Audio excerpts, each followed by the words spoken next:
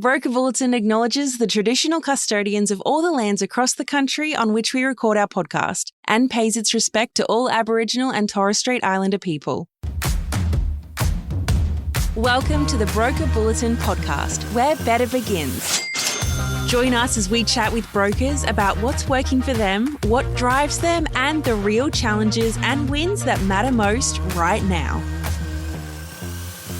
Welcome back to a brand new episode of Broker Bulletin. We'll be diving into the future of broking and the role that diversification plays in the broking industry today. My name's Stephen Scahill, and joining me for this conversation is one of the greats of LMG, Elie Ayoub, who's the owner and co-director of Invictus Finance. And welcome, Elie. Perhaps could you begin by sharing with our listeners a little bit about the Invictus story and indeed your story? Invictus started its business exactly 20 years ago this month. It's a big month, big year for us in business. And it was born out of the idea that Elie, the individual, wanted to create a little wizard home loans type brokerage, but solely for small business. I was in commercial banking and I thought this isn't working, so I want to do what I do best for small business. So 6 weeks into March 2005, I quickly realised I needed to write residential loans to survive while those 6 weeks, 6 month commercial loans were being procured. So that's where it started, a one-man band out in the suburbs. And 20 years later, we've got about 10 employees on the ground here and a couple of VAs out of the Philippines. I want to theme this a lot around diversification, but before we get to that, I want to ask you about the importance of culture in a business. And there's a reason I want to go down this path. I quite vividly remember coming into your office, your large team, and it was very notable that everyone had a certain standard. Everyone came across, they introduced themselves. They didn't know who the visitors were, but they took a lot of pride in the office and saying hello, shaking your hand. It was truly impressive. Talk to me about how do you develop a culture like that? Is that something you say you got to do? Is that learned by observation? Just talk to me about the importance of that. It does come from a lot of observation, but it also comes back to the fundamentals as to why you are in business and why you started the business. So whether you're a sole practitioner or you're building a large business with, 20, 30 employees, I remind myself every day that it's a blessing that the phones call, but also instilling in our culture, in our team, that we are a family-run business. And that's what I love about LMG, the family concept, the family values. And that's what I've been reminding myself from day one when I was by myself in a small room to now employing 10 to 12 full-timers, that we are a family-run business with family values, whether that's personal values that we extend to our staff, and then we expect them to extend that back to us in that flexible arrangement that we have in terms of we'll back you, you back us, but also extending that back to our clients, whether it's a first home buyer or it's a multi-million-dollar national business. It all started from a seed and it, hopefully grows into a very strong tree. And we keep reminding ourselves just that simple philosophy that we have our family values and we're extending those values out to our clientele or to anyone that visits our front door. And that's why I hope that whether it's me or my staff, they extended that hospitality to you as if they're welcoming you into their own home. So that must play a big part in staff selection. So obviously you'd look for capability fit, but there must be a pretty strong emphasis on cultural fit for you. Yeah, 100%. And a lot of HR people will shake their head at me, but that's how I interview. I interview more about understanding the psychology and the culture of the person that's in front of me than what's on paper. Because whatever's on paper, whether it's true or half true or not true, I'm more interested in, I always say in the meetings that I'm a husband, I'm a father, I'm a brother to sisters, and I'm a son to a mother. So if I'm employing or seeking to employ someone, I'd like to understand how I'm not just as an employer, how am I going to fit in their life today and in 3 years' time. So I talk about family planning because I enjoy that. We've got one of our staff members going off on maternity. We can't wait to see this baby. We've already positioned an office as a little playroom for the kid. And look, Sally, we spend 10 hours a day at work, whether we like it or not. It's got to be an environment, an office that's welcoming. So when there's school holidays, I want the kids here. I want them to run around. I need that buzz, and watching kids grow and maybe playing a little bit of part of that with my team members, family. That's what we're doing it for. Whether you're helping someone to get into a home loan or buy or do a massive multi-million dollar, MBO, it's the same thing to me. It's all about family. Yeah, that's awesome, mate. And you and John should be rightfully proud of the environment you created. Let's talk a little bit about diversifying your business. And diversity comes in many shapes and sizes, but for the purpose of today, we're focused on the diversified offering of product that you provide to your customers. You mentioned your journey was probably a little different than most, that you started with commercial, then into resi. Talk to us a bit about that. You go into a business full of wonders and energy, and then you get hit with the cold, hard reality of what you should be doing rather than what you think you should be doing. You go in with the best of intentions to assist small business and commercial transactions, and you quickly learn that that's the long game in our world as mortgage brokers, and you need those quick turnarounds to keep the place afloat. It's where the residential started playing its part really quickly. But fast forward to today, diversification for us is pretty much whole of wallet. And I hate using that term because that's a banky term, but for me it's really important because you talk about customer stickiness. It's not about a transaction game like the old Westpac Bob Joss days where they have to have 6 accounts with you because that's where they become sticky. It's more about a client coming in to see you about a particular transaction and you're giving them holistic debt advice. You're coming in talking to me about this investment residential property you're buying, but where does it all stem from? Is it stemming from a small business that you're running? And what does that small business need to keep that cash flow coming through? So you're suddenly talking to them about transactional banking. We've never been shy as a business to talk about non-income producing products like merchant transaction, trade type facilities. And for me as a small business broker, I guess, I see that as a bit of a give back to the banks. Yeah, I'd love to be paid on it, but when I'm putting up a credit that needs a few exceptions mitigated, hey, just don't forget that I'm giving you not just Scalie's personal transactional banking, but it's business banking. And we're giving you the merchant. And we're cross-selling you the internet banking services for personal and business. So it's just all the plugins. What does that mean for me as a mortgage broker today? It just means that I can now move the client from bank A to bank B, and then bank A really doesn't have anything to contact my client back on in the future. You leave one account with the bank that you're refining. If you just take the debt piece and you leave that transactional there, they're going to be calling that client up on the 12th month anniversary of that discharge. Why'd you go? We can do this and we can do that. And conversations are being had without me knowing. That's what I don't want in the business. We'll have some people listening to this and some highly successful brokers that are predominantly focused on residential, and they'll hear your language of whole of wallet and supporting the customer across all their needs. And they may well be thinking, well, that's not a service I offer at the moment. How do they get there? Is there a one size fits all approach to this? What are the variations that you've seen or would recommend?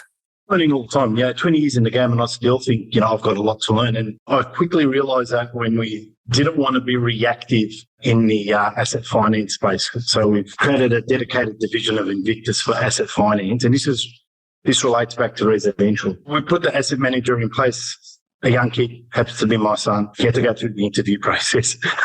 But what it engaged me in to thinking, and also all the other staff in thinking, is what am I actually looking at? So if I'm writing this home loan and I know the client's got a car lease, do I just plug it into the serviceability calculator and account for it? Or do I actually start having a conversation with that client? And that's where it all changes and stems from. If I'm just writing residential and the client comes to see me to say, hey, I want to buy this investment property, knowing fully well they've got a home loan somewhere else, the home loan might need to stay there for whatever reason, rate, security, fixed, whatever. But you're talking to the client about it. You're having a meaningful conversation about it. You're diarising it. You're accounting for it. Diversification could mean a lot of things. You might just write residential. You're touching a lot of things. So when we just talk to a client that's just a home loan client, and let's call it a first home buyer, what's driving that home loan? That home loan's being driven by income, salary. Are we protecting that salary? Because if that salary disappears tomorrow, what happens?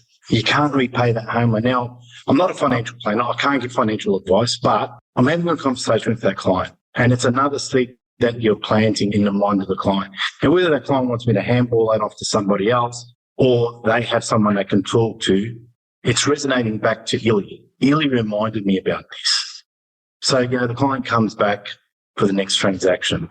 I think that's a great point, man. And there's businesses that are of the scale that they can potentially employ experts or specialists in each area. There'll be others that aren't at that point either now or don't desire to be. And I think that concept of having a trusted network where you've got someone who understands commercial, as even a referral relationship, understands asset, can do the insurance, I think it's a great point you make, and keeping it within that you remain the center of things, I think is really important. It's a pretty exciting time for us. We're days away from launching MyCRM Diversified, which is a significant moment for the group. It's a couple of years of work and even longer of ambition. The key element to that is our commercial lending application.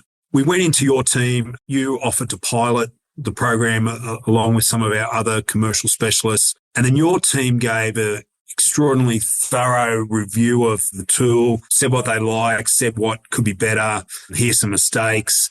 And because of that, what we'll launch is going to be a whole lot better product than if you weren't involved. Why did you and John decide to commit that time to it and the time of your business? Behind the scenes, the network that's involved in this program, there's a lot of big things that we want it to do that it doesn't currently do. And you know what? When I sit back as a business owner, whether I've got staff or on my own, the best thing that this thing delivers, this commercial paper delivers, is it produces something that replicates the game plan on the residential side.